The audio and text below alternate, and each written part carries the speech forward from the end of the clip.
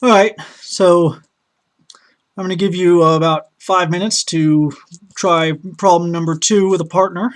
It's very similar. In fact, many of the things are the same. Really, the only difference is the kinetic is the changed friction because we're in this case the tires are skidding. So let you try that and let me know if you have any questions. I'll just kind of float around and keep an eye on you. 10 minutes later. All right, let's look at another one of these. This train one's fairly complicated. We'll come back to that one if we have time at the end of class. I'm just a little rushed right now for this little video demo. Let's try this one here. The Formula One car, race car taking a curve. So the question asks us, a 605 kilogram Formula One race car is taking a curve of 300-meter radius. Its high-performance racing tires have a friction coefficient of 0.9. How fast can the car take the corner assuming no downforce? If the car has a downforce of 10,000, and then secondly, if the car has a downforce of 10,000 newtons, how fast can the car take the curve?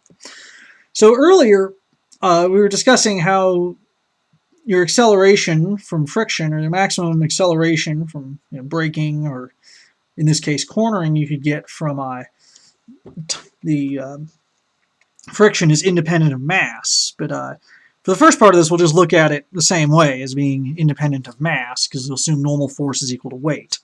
So any first approaches? So Lily, you have a suggestion? You're a little off on that. The friction is equally applicable in all directions. So we wouldn't. So we would have the information we need in the same way as if we were cornering as if we were. So yeah, we would be the same equation for friction. So we know that friction in this case, because we did this, we know that we can do it independently of mass, or acceleration is equal to mu g. Yeah, good. So the other thing is we're not stopping though. So what are we doing instead? Leticia, you have a suggestion? I saw a hand there. Yeah. Yeah. Okay. Centripetal. Yes. So centripetal acceleration, and you're saying that's a sub c is equal to v squared, or was it? Or was that omega squared r? Yes, that is correct, actually. But in this case, are we talking about an omega or are we talking about a v? All right. Yeah. Okay. So you're looking at this equation sheet. It's on here somewhere. Particle motion, relative motion. I should have looked at this a little more detailed. Maybe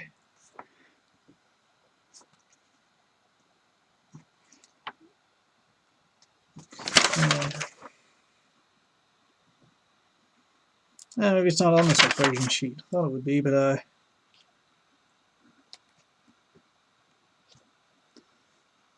there we have so we have our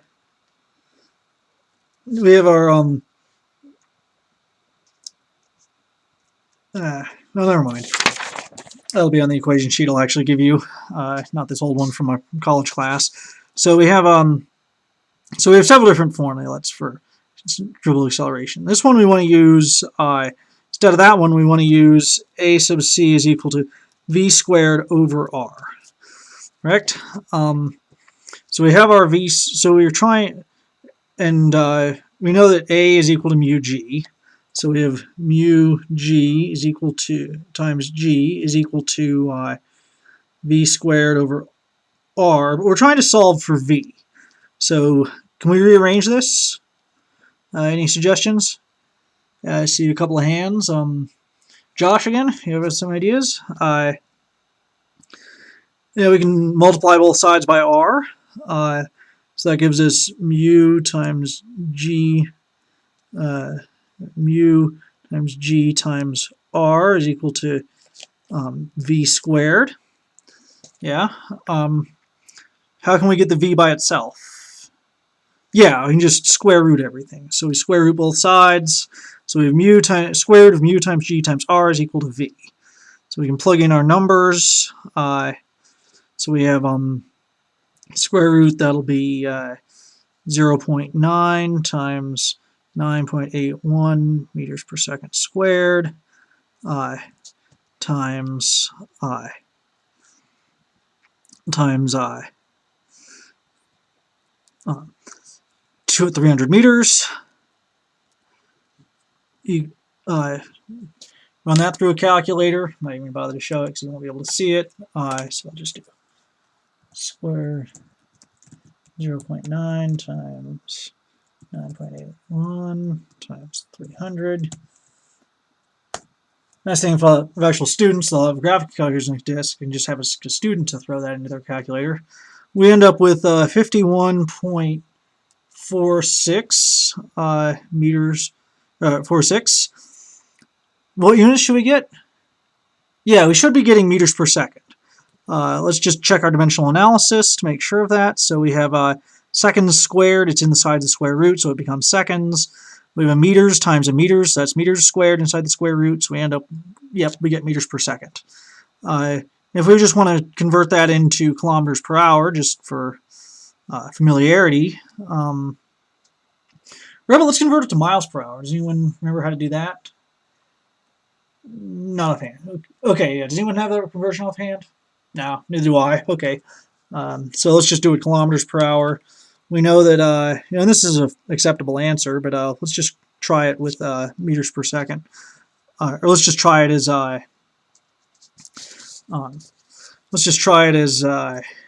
kilometers per hour. We'll have, so we know the conversion factor is you multiply by 3.6. I think you should have that. We've done enough of those that you all know how to do that. Yeah, we don't need to do the show the dimensional analysis. So times 3.6. That's kilometers hour per meter per second is equal to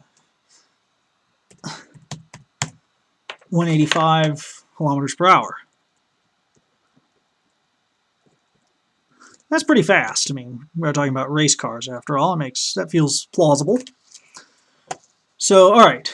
So now let's look at this other situation. So this was all done assuming that so that's assuming f sub n is equal to m. So, but let's say we want to increase this. Does anyone have any ideas of how you could do that? I mean, I've already kind of given you the answer, but you can increase, if you increase your mass, that means you have more friction, but you also have more mass that you have to accelerate. So that doesn't help you. You can increase your coefficient of friction, but you can only go so far with that, and these are already the stickiest tires Michelin or whoever makes for the racing series. So another option is if we can find a way to get more pressure, more normal force relative to the weight. So I'm sure you've all seen pictures of Formula One cars. Which one am I using? This one. So we look at these pictures of let's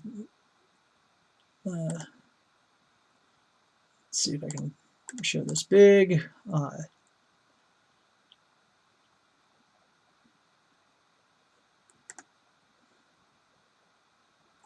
Yeah, it's big enough. You can see it has these complex wings at the front and the back.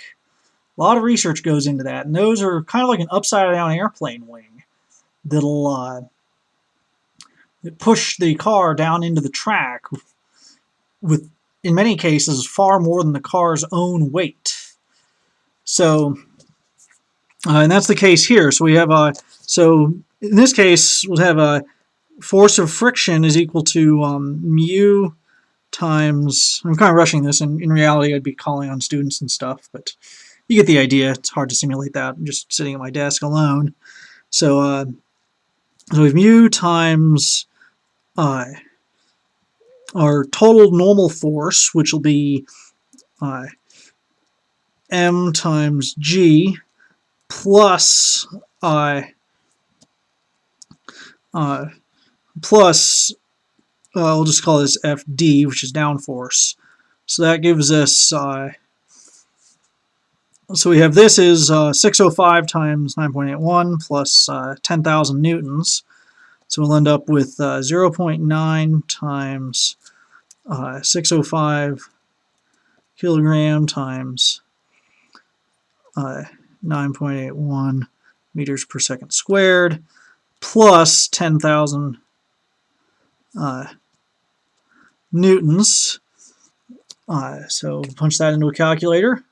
We'll get so that'd be 0.9 times 605 times 9.81 plus 10,000. Get the right number of zeros on there. Yep.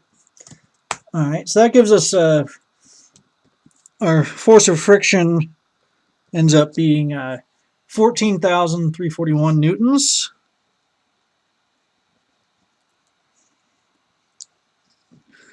Though we do have a few extra sig figs here. Let's just call it 14,300 just for rounding. That's 3 sig figs. We only have 1 sig fig there, but we'll still stick with 3. So we'll say force of friction. Let's just call it 14,000. So we'll do 2 sig figs. So 14,000 newtons. So then that's equal to so we have A sub c is equal to v squared over r. So A sub c is equal to v squared over r, which will be equal to this, F equals ma, so A is equal to force over mass.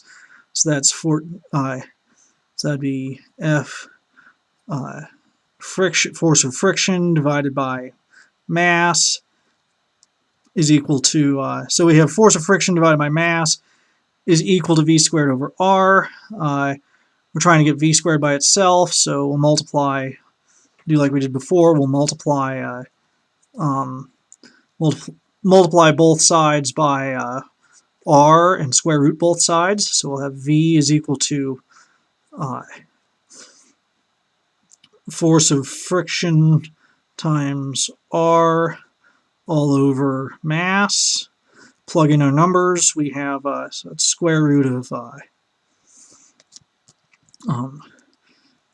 14,000 newtons times times 300 meters, all divided by 605 kilograms. I should have just had it be 600. I looked up the weight of a Formula One, the mass of a Formula One car, and said 605. I should have just written 600 for easy. So calculate this.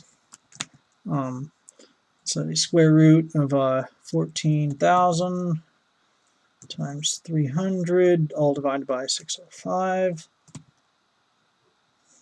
And that gives us 83. I have to write down here. Should have given myself more space. I probably weren't even able to see all that anyway. So that gives us 83. Need to keep an eye on the doc cam. This is always a problem I remember in college of teachers with doc cams. Please yell at me if you can't see what I'm doing on the doc cam. It's all out of focus anyway. I need a better camera. So we have 83.3. We'll just round to 83 given the number of sig figs we were using. So we end up with 83. Once again, figure out what units we're using. So we have on here, so the meters, newtons, and kilograms. We know that a newton divided by a kilogram equals acceleration, because newtons, I'll do this over here, so Newton divided by a kilogram, or Newton times a meter here is divided by a kilogram. A Newton is a meter, kilogram meter per second squared by kilogram times a meter. So we end up with kilograms cancel. We end up with meters. We have a meter, 2 meters in the top. It's there, so we end up with meters squared over seconds squared. So I should have given myself more room on this worksheet. So we have meters squared, seconds squared, but the whole thing is square rooted, so we go meters per second. So as before, we end up with 83. We end up with meters per second, which makes sense because we were trying to find a speed. That always is just a good check to make sure we did everything right, use the right units. And then so we have a. And then again, we want to calculate what that is in kilometers per hour, just because that's just more familiar units. Dang it. So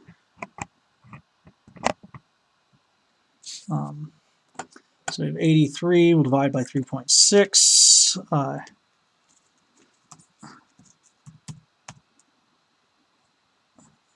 Or multiply by 3.6. Excuse me. Yeah, so then you get 300 kilometers per hour. So that's so that downforce from those big wings and stuff gave us a little less than double the speed around that corner. So if you're a race car, that's a very important thing. It's definitely going to make a difference between winning and losing, or chance of winning versus definitely going to lose against cars that have it. So that's all we have time for right now. We can come back and look at some of these other problems after we take a little break.